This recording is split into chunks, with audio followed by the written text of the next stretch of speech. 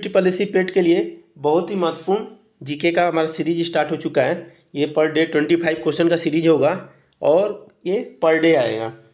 इसको सही से प्रिपेयर करिए और पेट में अच्छा स्कोर करिए। चलिए क्वेश्चन देखते हैं। पहला क्वेश्चन क्या है, एक अक्षांश डिग्री कितने किलोमीटर को दर्शाता है। एक अक्षांश डिग्री कितने किलोमीटर को दर्शाता है, तो क्या हो जाएगा 111 किलोमीटर। दिन और रात कहाँ बराबर होते हैं, तो विषुवत रेखा पर दिन और रात बराबर होते हैं। एक घंटे में समयांतर में देशांतरीय दूरी होगी। एक घंटे के समय में देशांतरीय दूरी कितनी होती है, 15 डिग्री का। एक घंटे में देशांतरीय दूरी का अंतर कितना होता है, 15 डिग्री का। नेक्स्ट प्रश्न है, अक्षांश एक वृत्त जो पृथ्वी की भूमध्य रेखीय सतह से 52 डिग्री दक्षिण में है क्या कहलाता है।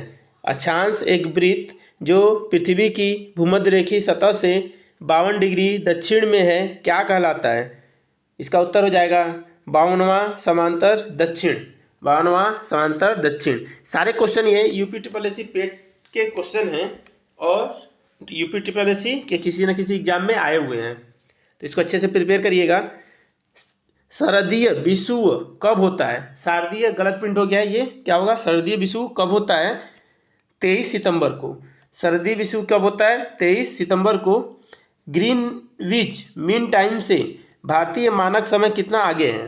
ग्रीनविच मीन टाइम से भारतीय मानक समय कितना आगे है, तो 5 घंटा 30 मिनट। 5 घंटा 30 मिनट आगे हैं। सामान्य वायुमंडलीय दाब कितना होता है। सामान्य वायुमंडलीय दाब 760 मिलीमीटर होता है। सामान्य वायुमंडलीय दाब कितना होता है, 760 मिलीमीटर पारा। कितना, 760 मिलीमीटर पारा है, गलत टाइप हो गया है। ये सामान्य वायुमंडलीय दाब का मान होता है 760 मिलीमीटर पारा।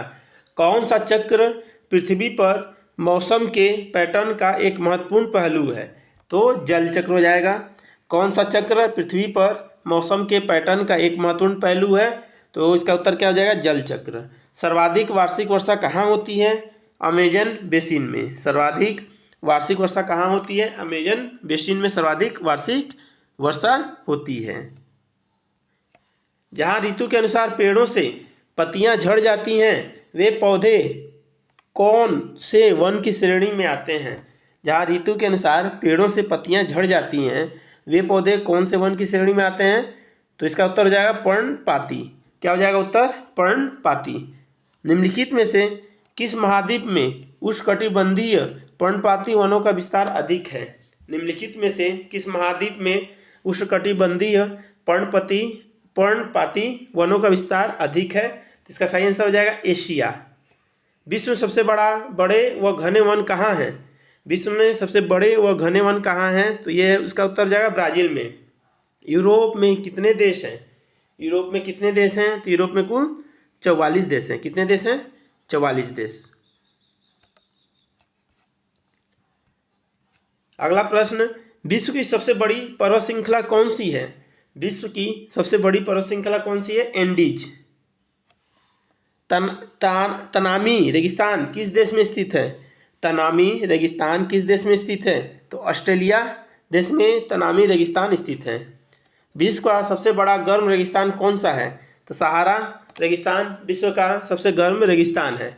विश्व का सबसे बड़ा गर्म रेगिस्तान कौन सा है, तो सहारा रेगिस्तान विश्व का सबसे बड़ा गर्म रेगिस्तान है। कजाइल कुम रेगिस्तान कहाँ स्थित है। कजाइल कुम रेगिस्तान कहाँ स्थित है, तो ये 3 देश में स्थित है। 3 देश में Uzbekistan, Kazakhstan, Turkmenistan. Uzbekistan, Kazakhstan, Turkmenistan 3 देश में स्थित है। फिर अगला प्रश्न है, पृथ्वी पर कितना प्रतिशत ताज़ा जल उपलब्ध है। पृथ्वी पर कितना प्रतिशत ताज़ा जल उपलब्ध है, 0.3%। यूरोप में उच्चतम पर्वत शिखर में से एक माउंट एवरेस्ट कहाँ स्थित है, रूस में। माउंट एवरेस्ट कहाँ स्थित है, रूस में। यूरोप में उच्चतम पर्वत शिखर में से एक माउंट एवरेस्ट कहाँ स्थित है, रूस में।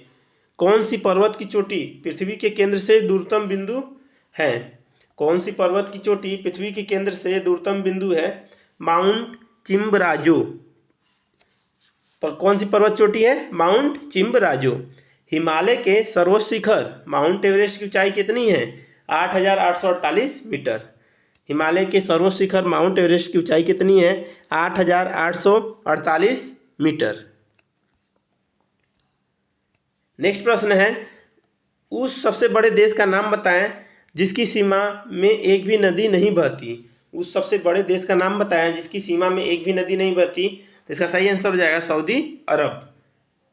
डेन्यूब नदी का उद्गम किस देश में है? जर्मनी में। डेन्यूब नदी का उद्गम किस देश में है? जर्मनी में है। कौन सी नदी पूर्वी चीन सागर में बहती है? कौन सी नदी पूर्वी चीन सागर में बहती है?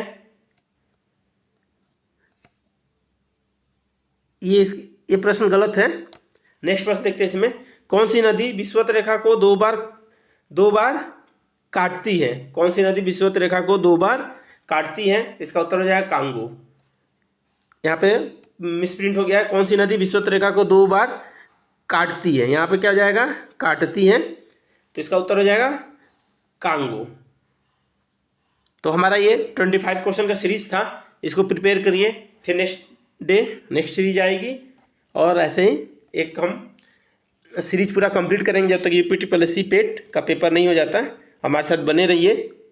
चलिए नेक्स्ट क्लास में मिलते हैं। अभी के लिए धन्यवाद और चैनल को सब्सक्राइब करना ना भूलिए, वीडियो को शेयर करिए।